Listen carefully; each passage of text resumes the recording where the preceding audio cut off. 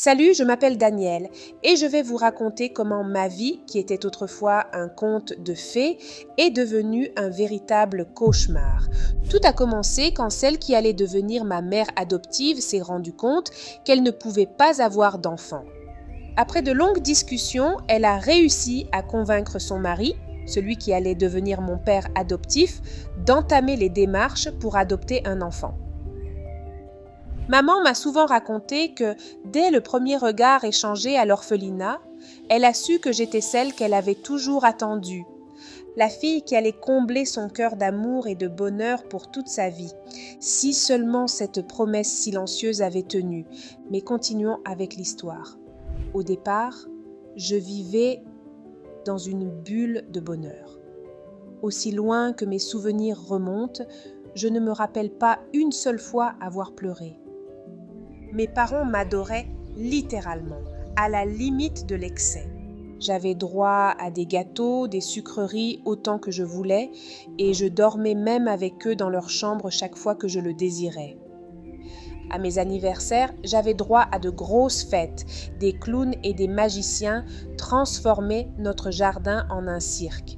J'étais si heureuse en ce moment-là, et je pensais que tout allait continuer ainsi. Mais voilà. Tout a changé le jour où mes parents m'ont fait asseoir pour une grande discussion. Je me souviens très bien de ce jour. J'avais 11 ans et on venait juste de rentrer de mon cours de tennis. Mes parents avaient alors une expression sérieuse que je n'avais jamais vue. Maman a quelque chose d'important à te dire, ma chérie. A commencé papa avec un sourire un peu forcé. Maman m'a regardé, les yeux brillants d'une émotion indéchiffrable, puis elle a lâché la nouvelle qui a fait basculer tout mon monde. Mon ange, tu vas avoir un petit frère ou une petite sœur. Je suis enceinte. Ma première réaction fut un sourire immense. Vraiment, m'exclamai-je, déjà rêvant de jouer et de partager mes journées avec ce nouveau compagnon de jeu. J'étais si heureuse à l'idée d'avoir enfin quelqu'un d'autre à aimer et qui m'aimerait. Si j'avais su. Si seulement j'avais pu deviner que cette nouvelle annonçait que mon conte de fées allait virer au cauchemar. Le changement a été brutal, presque du jour au lendemain. Maman, qui autrefois avait tout le temps du monde pour moi, s'est soudainement trouvée absorbée par sa grossesse. Les histoires avant de dormir, les jeux dans le jardin, les après-midi de bricolage, tout a commencé à s'évanouir comme si ces moments n'avaient été que des mirages. Mon père, qui était déjà très absent à cause de son travail, me remarquait à peine à présent. Un jour, mon père est rentré tôt du travail, ce qui était rare, et comme toujours, il est passé devant moi sans un mot et s'est dirigé vers ma mère.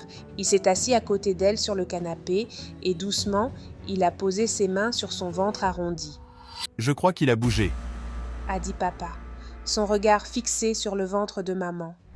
Je me suis précipitée vers eux, le cœur bondissant de joie à l'idée de sentir mon futur frère ou sœur. Avec une hésitation, j'ai tendu la main pour partager ce moment avec eux. Mais ma mère s'est écartée brusquement, me repoussant avec une force surprenante. « Daniel, éloigne-toi. Tu es toujours dans nos pattes. Tu pourrais lui faire mal. » Elle me fixait avec des yeux où ne brillait aucune trace d'affection. Je suis restée là, interdite, me sentant vraiment seule au monde. Mais maman, Tu es insupportable. Tu ne vois donc pas que nous avons d'autres préoccupations maintenant?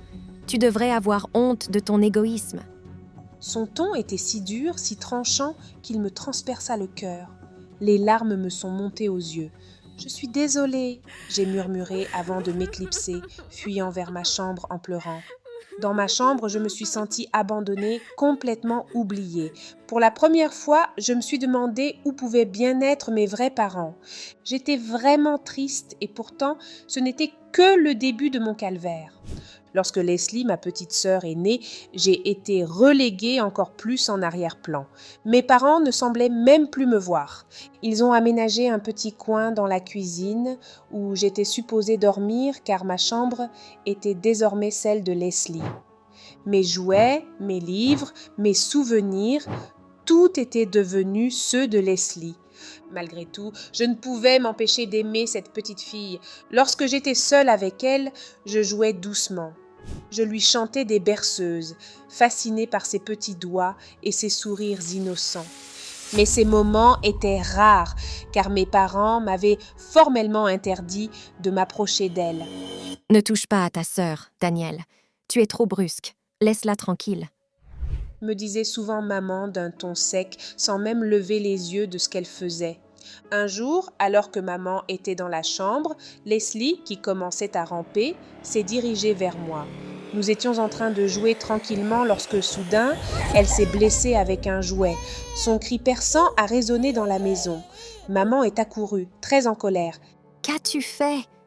a-t-elle hurlé en me voyant près de Leslie en pleurs.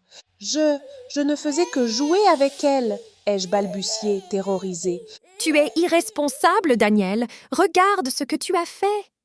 Elle me regardait avec tellement de haine. Les larmes coulaient sur mes joues alors que maman berçait Leslie, essayant de la calmer. Va-t'en, Daniel. Va retrouver tes vrais parents. Je regrette tellement de t'avoir adopté. Je ne pouvais croire ce que j'entendais. À 13 ans, j'étais chassée de chez moi. Mon cœur s'est brisé en 1000 morceaux.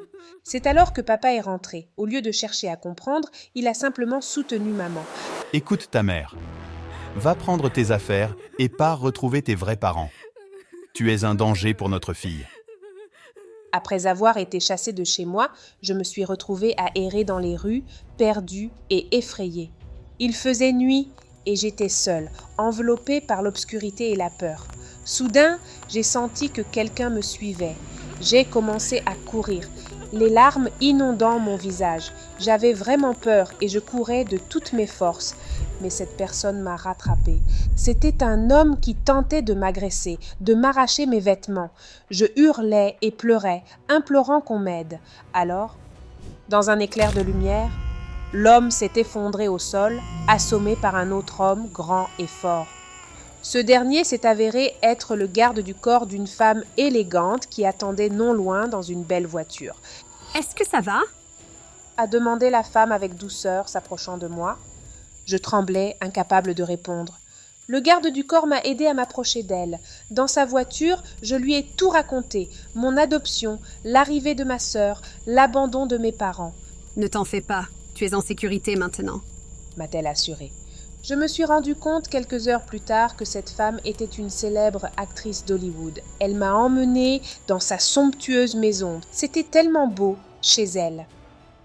Le lendemain, elle a contacté mes parents, mais ils ont déclaré ne plus vouloir de moi, car ils avaient maintenant leur propre fille. Quand elle m'a annoncé cela, j'ai éclaté en sanglots. « Je n'ai plus personne », j'ai murmuré. « Mais tu m'as moi maintenant. » m'a-t-elle répondu avec tendresse. Elle m'a prise dans ses bras et a aussitôt appelé son avocat qui s'est arrangé à ce qu'elle m'adopte très rapidement. Depuis ce jour, ma vie a complètement changé. Je voyage avec ma nouvelle mère, découvrant des endroits que je n'aurais jamais imaginés. Elle m'a même aidé à décrocher un rôle dans un film qui sortira bientôt. C'est un monde nouveau, rempli d'amour et de soutien, si différent de ma vie d'avant. Le rejet cruel de mes parents adoptifs restera à jamais gravé dans mon cœur. Mais aujourd'hui, je vis une vie remplie d'amour, d'aventures et de nouvelles opportunités.